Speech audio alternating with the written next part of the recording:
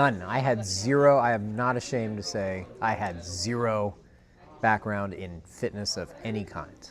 I had no, I think in my early 20s, I was like 22 or 23. I did what everyone does and joined a gym at New Year's one year and went in for the free personal training session, and it killed me. Like every part of my body hurt, and I did not go back. Like I was like, if this is what going to the gym is, I do not want to go. I will figure out other ways to get and stay fit. And then I never did. It was the summer that I was 40 that I came here for the first time. And after my son's baseball game one day, we decided we were going to go out to eat, walk from Prospect Park to a restaurant nearby that turned out to not be as close as Google Maps implied it was. And my daughter got tired, and she wanted me to pick her up and carry her, and she was 7, and I mean, what father doesn't carry his daughter when she says I'm tired and wants to be carried? And I could not carry her the whole distance, and that kind of set off an alarm bell for me, because if I can't, it reached a point where my back hurt and my legs hurt and my arms hurt, and I was going to drop her and hurt her, and I could not keep carrying her. And that really set off alarm bells for me. Why can't I take care of my little girl? Why can't I protect her? She likes to be carried up and down the stairs, and my wife has no problem doing that, and I did, and I was like, I am not that old. What is wrong? So I started Googling, mainly just looking, because I wanted to be able to walk to the gym. This place is close enough to where I live that I can walk here, and I looked it up and made the call, and here I am. I was tired all the time, and I attributed that to work. Like, I work 12, 13-hour days, and of course I'm tired, but I shouldn't be constantly tired and having complaints that people far older than me have. Yeah, I turned 40, and you hit a point in your life where you're like, I don't want to get old, and I was getting old before I really should be. So I figured I should probably do something. Coincidentally, the day that I came here for my first walk in the door for the first time was also the day of my annual physical. And I got my blood results a few days later while I was doing the on-ramps, and I was pre-diabetic, and my doctor looked at me and said, when I'm scheduling an appointment for you to come in 6 months from now, and that appointment is so I can put you on medicine. You on cholesterol medicine, you're going to be, by that point, you'll be diabetic. Like, it's just, this is your future. You're going to be on medicine the rest of your life. I didn't need a fire lit under me. Like, I already wanted to come here. I was already going to come here, but I was like, let's see if this investment pays off, because now I'm facing a ticking clock. And I went in October, came back, and I was no longer pre-diabetic, just from 2 months of being here at the Brooklyn Strength Club. Yeah, it was mid-October. Oh yeah, I straight up told her. I said, yeah, I joined a gym. And she said, and you're going? And I said, yes. And she goes, because lots of people join gyms, but most people don't stick with it after a few weeks or so. And I said, no, I'm going. It's at 5 a.m. And that blew her away. And when you work in a school and you lead the school, you have to get to work at 6:30 in the morning. Like, children show up at 7:30, and you have to be in the school well in advance of them. If I can't be consistent, I will fall away. Like, I just know myself. I know my particular brand of neuroatypicalness or whatever. Like, yeah. I will not, as much as I value it, I won't keep coming. Right. So I have to be able to carve out time at a time of the day where nothing will interrupt me, and that is 5 a.m. So that is when I'm here. In mid-September, I stopped drinking coffee in the morning. Like, wow. I just didn't need it anymore. I had a caffeine addiction that, like, I had to have it every single morning or I couldn't function. Exercise replaced it. It turns out it wasn't the caffeine, it was the dopamine fix or whatever. Right. Would not be able to function. Like, I couldn't make decisions, I couldn't solve problems. The spreadsheet that I was working on would blur. I'm trying to figure out where teachers need to go today because this teacher's sick and this staff member called out and all that kind of stuff. And I just couldn't look at it and think without coffee. And then I'm coming here, I'm doing this every morning at 5 a.m. I'm wide awake By the time I get to work, I'm on hour three of being awake. I'm already what most people at that time of day. I have the energy that most people have at 9:30 or 10 o'clock in the morning in terms of being awake. There's a lot of physical demand in the job. My school is 4 stories high, and I take the stairs all day. And it's on a big campus, and I have to walk across it and everything. I mean, it's not that bad. I'm trying to make it sound like it's bad, but it's very physically demanding. Mentally, it's exhausting. Emotionally, it's exhausting. There's 90% of what I deal with on any given day didn't exist when I walked in the door, right? Like there's all the plans I have for today, and then there's what actually crops up and happens. And that can be emotionally draining, that can be mentally draining. So I come 3 days a week, and it's a very good reset. Like it keeps me grounded. I know there's nothing else I can count on. I can count on my 5 a.m. hour of, working out. Yeah, that provides like a constant that no matter what, that's going to happen. I showed off. I was very pleased with myself. I showed my wife and my kids that I could stand up off the couch without catapulting myself up. And I just assumed that was just how everyone in existence sat down and stood up. Like everyone sits by falling into a chair with gravity, and everyone gets up by shoving themselves off a table or shoving themselves off a seat or whatever. I did not realize that, no, actually, a normal person in even minor physical shape stands by simply, right? Like, and the first time that I was able to do that was like I noticed it, and I showed off to people. And not everyone like grasped the gravity of it because they took it for granted that that's something they do, but I was suddenly able to do it, and I was very pleased with myself. That's amazing. Point, and people have their midlife crisis or whatever. I'm not going through a midlife crisis, or maybe I'm going through a minor one by doing this, but it's a healthy midlife crisis, if nothing else. Mm-hmm. Right? Well, like I look at my son, who's really into baseball, and there's all these little things that we do here that I've been able to teach him to do at home. I mean, we don't have the kettlebells or the equipment or whatever, but like just simple little stretches and things like that he can do that help him. And I realized I can teach him that and start like basic habits for him early so that he doesn't reach 40 and face a warning from his doctor the way I did.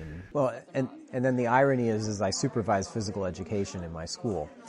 And, I have a good relationship with the PE teachers who have taught me a lot, and they've been celebrating and cheering me, because I shared this with them, so they've been celebrating and cheering me on my journey, and it's given me insight into, when I observe them, when I observe their instruction, when I observe class, and it's helped me help students when they're shying away from something or whatever. It's, I can spot when it's resistance, and I can spot when it's, oh no, their body isn't, they need it adjusted. Their body isn't there yet, and that's okay. Like they want to participate, they just don't know how. And so I've been able to coach the teachers on, modify the thing. You're doing a group exercise for 50 people and 14 of them aren't getting it. Modify it for them. I've been able to say things like that. All of it coming from, just the basic, and I want to stress very basic understanding I have gained here. Picked up enough that I can tell when something's wrong and it needs to be fixed. Oh, I never considered myself a fitness person or a jock or whatever. No, absolutely not. Like that was like how you compartmentalize, and that is a thing that is for other people. I do not, I didn't even have PE in high school. I didn't even learn the basics of the basics. I had no clue how to do a push-up properly. It has been very humbling, right? In one sense, because in most of my life, in most of what I do, I'm the expert that everyone looks to.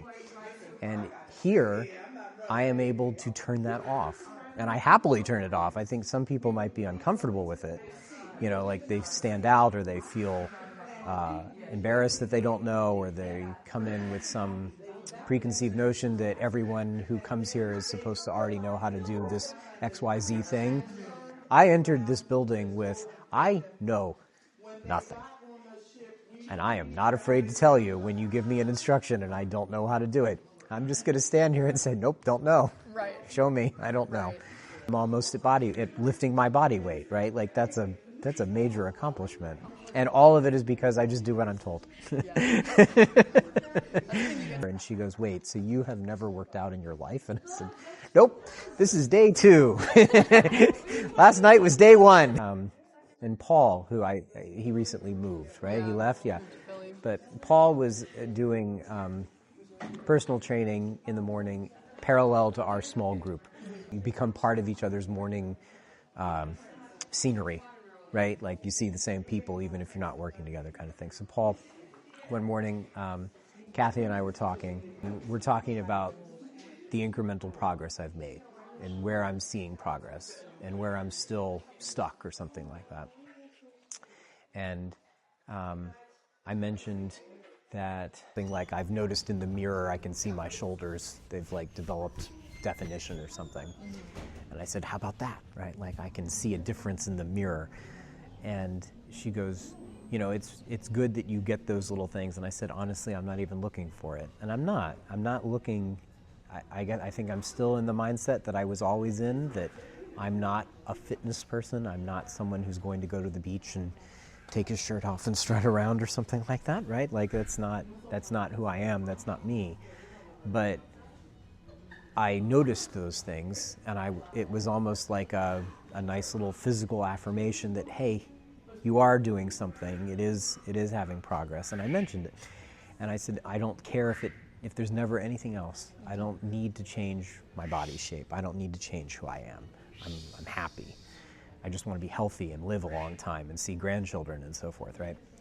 And Paul overheard me and he said, most people, they come in looking for those results, and when they don't get them fast enough, they leave.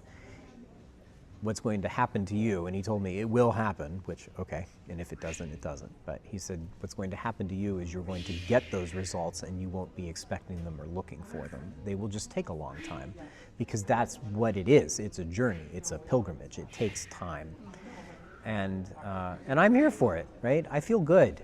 That's the biggest change. I know people are looking for physical changes in their bodies, but I think we've been sold a basket of goods by the media and so on. We don't need to be, a peak physical specimen or something like that. We need to be able to breathe and, stand up off the couch without assistance and walk on the sidewalk without fear of falling and climb the stairs without getting out of breath, right? Like, it's those little things that make life livable.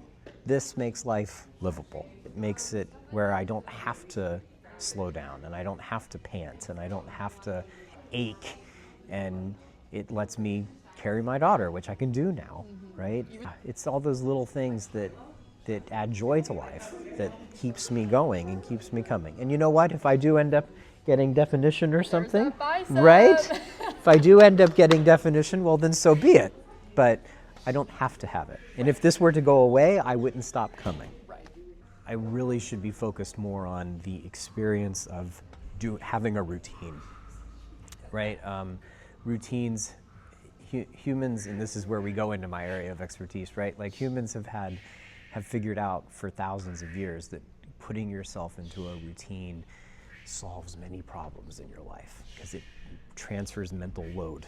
When you keep yourself to a set schedule, certain decisions are made for you, by you, but in advance, that you no longer have to devote the mental energy to.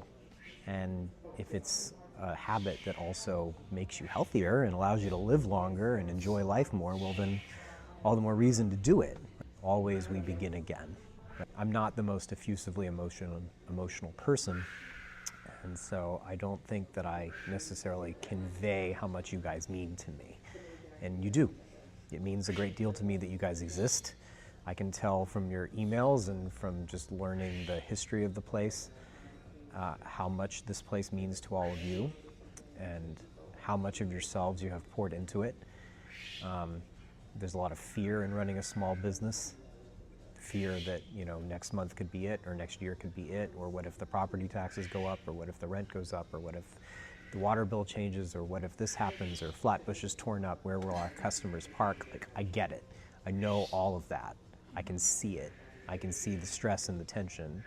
and yet you still create a place that people come back to, want to come back to, feel loved and supported, feel challenged, feel pushed, and a place where someone like me, lots of gyms exist. I remember walking into the one literally right around the corner from my school, where I get a discount through my union, and saying like, hi, I don't know how to use any of the equipment in this place.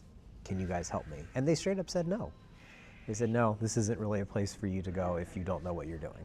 And I said, good enough, goodbye. And that was probably 4 or 5 months before I walked in here. And there's a lot of places in this city, in this country, where if you don't know anything, you cannot get help, and you will just suffer and grow old and miserable. You guys exist in a place completely set apart and different from that. This is a place where I can walk in and say, I don't know, and you will say, we do, and we'll help, right? And that means a lot to me, to have a place that's consistent, easily accessible, friendly, helpful, knowledgeable, deeply caring. I list that last, but I think that's probably the most important part. I really feel cared about here. I'm willing to sit and do this interview because I know how much you care about me and you care about everyone else that I see here and that comes in here. And that alone is worth my time and money, right? So, thank you. So I just That's worked okay. out. I do too.